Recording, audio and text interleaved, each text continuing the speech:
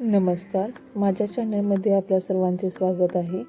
तर आज आपण टेपची मापं कशी घ्यायची हे शिकणार आहोत. टेपला दोन्ही बाजूने मापं दिलेली असतात. तुम्ही इथे बघू शकता. ही आहेत इंचामध्ये मापं आहेत.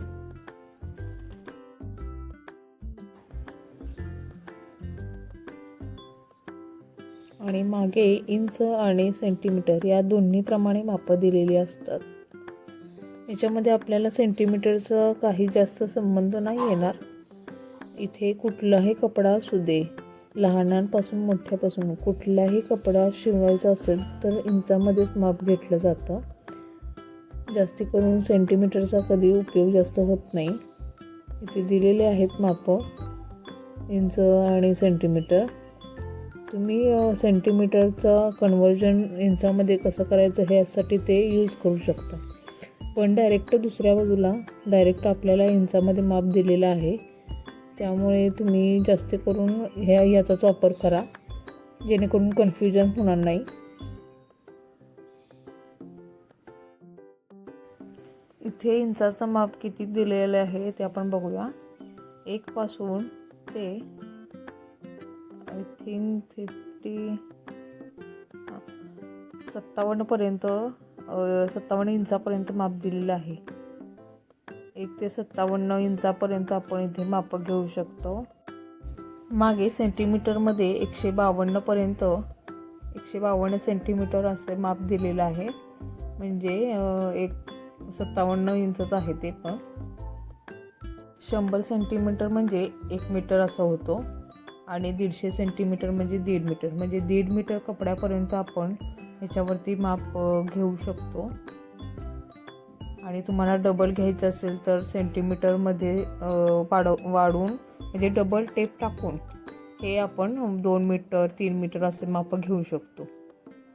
यासाठी सेंटीमीटरचा वापर करायचा. म्हणजे कपड्याचं माप मोजण्यासाठी ते सेंटीमीटरचा यूज करा तुम्ही. आणि जेव्हा आपण कपडे सिलाई करतो त्यावेळेस इंचामध्ये माप घ्यायचं आहे.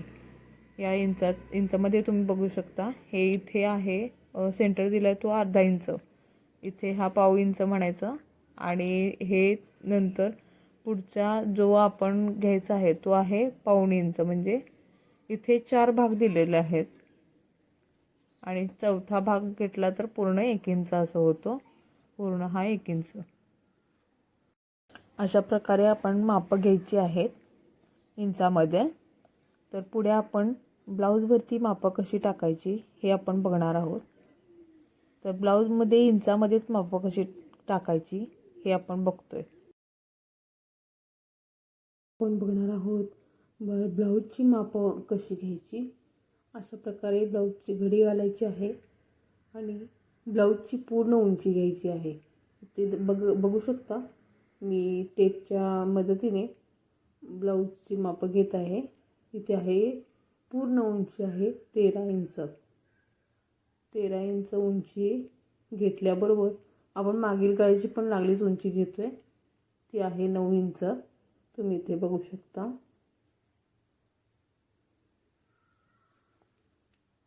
आता बाहीची उंची घ्यायची आहे. ती आहे 4 इंच आलेली आहे. 4.25 आहे. तुम्ही इथे बघू शकता.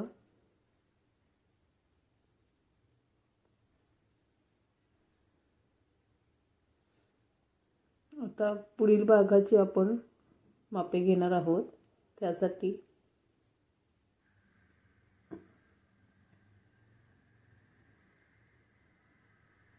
टेप इथून असा आपल्या काचपट्टीपर्यंत माप घ्यायचं आहे. इथे आहे 8.5 इंच. तुम्ही बघू शकता. 8.5 इंच आलेलं आहे इथे माप. हे पेपरवरती घ्यायला आपल्याला बरं पडेल यासाठी आपण असे मापं घेत आहोत. आता आपण इथे शोल्डरचे माप घेत आहोत. शोल्डरचं माप घेताना हे घडी व्यवस्थित ठेवा तुम्ही, जेणेकरून शोल्डर व्यवस्थित येईल. शोल्डरचं माप व्यवस्थित आलं तर ब्लाऊज गळणे वगैरे असे प्रकार घडत नाहीत. तर इथे शोल्डरचं माप आहे 10 इंच. तुम्ही बघा.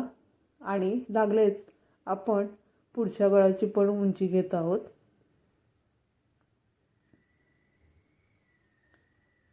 पुढच्या गळ्याची उंची आहे 5 इंच.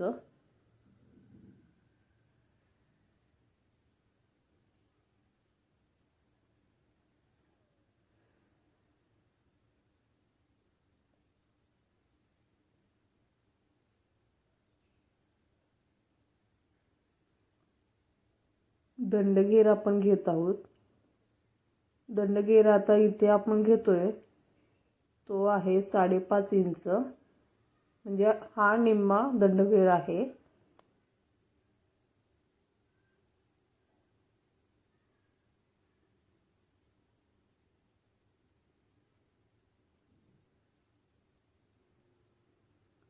कमरघेर घ्यायचा आहे. हा पूर्ण अर्धा भाग येतोय. इथे मी टेपने माप घेतेय. ते पूर्ण येतंय 16 इंच. म्हणजे 16 दुणे 32 म्हणजे 32 कमरघेर आहे. आता आपण मुंडा खोली घ्यायचा आहे. मुंडा खोली इथे येत आहे 6 इंच. मुंडा खोली म्हणजे काय? हा जो शेप दिसतोय तुम्हाला त्याला आपण मुंडा असे म्हणतो. आणि मुंड्याचा शेप असा आलाय. त्याचं माप आहे 6 इंच.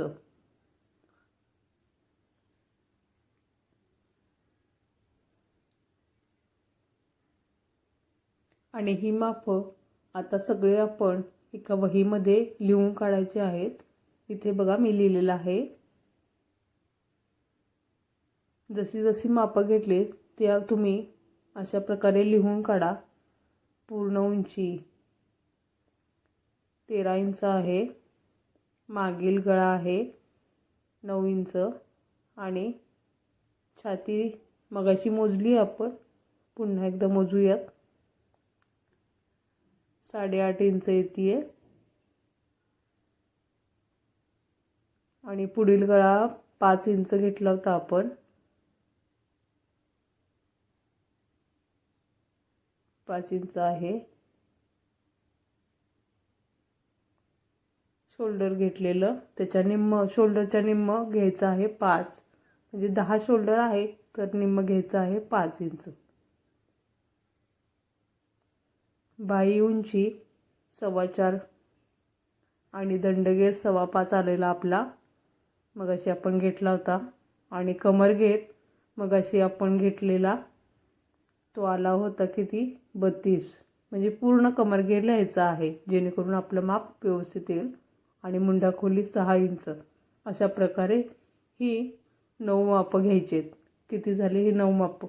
ही 9 मापं तुम्ही व्यवस्थित घेतली तर तुमचा ब्लाऊज एकदम परफेक्ट बनणार आहे. तर तुम्ही हे लक्षात ठेवा. ही 9 मापं व्यवस्थित घेतली तर हा ब्लाऊज हा नक्की व्यवस्थित बनतोय. याच मापाने आपण कटिंग करणार आहोत. त्यामुळे तुम्ही याच प्रकारे मापं घ्या. आणि तुम्हाला व्हिडिओ कसा वाटला हे कमेंटमध्ये मला सांगा. तुम्ही या चॅनेलला नवीन असाल तर सबस्क्राईब करा. आणि व्हिडिओ आवडल्यास लाईक करा, शेअर करा. व्हिडिओ बघितल्याबद्दल आपल्या सर्वांचे आभार. आता इथून पुढे असे नवनवीन व्हिडिओ माझ्या चॅनलवरती दिसतील. धन्यवाद.